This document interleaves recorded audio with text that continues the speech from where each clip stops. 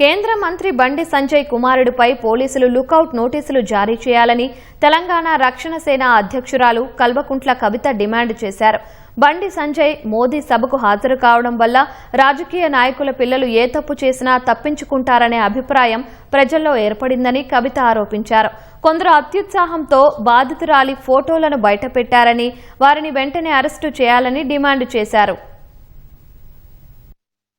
ఒక దేశ ప్రధానమంత్రి గారు వచ్చి కూర్చున్న వేదిక మీద బండి సంజయ్ గారు కూడా ఆ వేదికను పంచుకోవడం నిజంగా చాలా శోచనీయం. ఇవాళ సమాజంలో ఒక మెసేజ్ ఏమొచ్చిందంటే, ఇటువంటి రాజకీయ కుటుంబాలలో ఉన్నటువంటి వారి పిల్లలు ఏ తప్పు చేసినా సరే పోలీసులు మరి సరైనటువంటి చర్యలు తీసుకోలేని పరిస్థితి ఉంటుంది అనేటటువంటి ఒక మెసేజ్ వారు ఆ వేదికను పంచుకోవడం ద్వారా పోయింది. సో బండి సంజయ్ గారి కుమారుడు ఈ దేశం వదిలి వెళ్ళిపోకుండా ఉండడానికి తక్షణమే మన తెలంగాణ పోలీస్ అధికారులు లుకౌట్ నోటీస్ లాంటిది ఇవ్వాలి.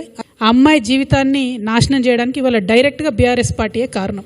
ఎందుకు అమ్మాయి ఫోటోలు బయటికి రావాలి, అమ్మాయి వీడియోలు బయటికి రావాలి?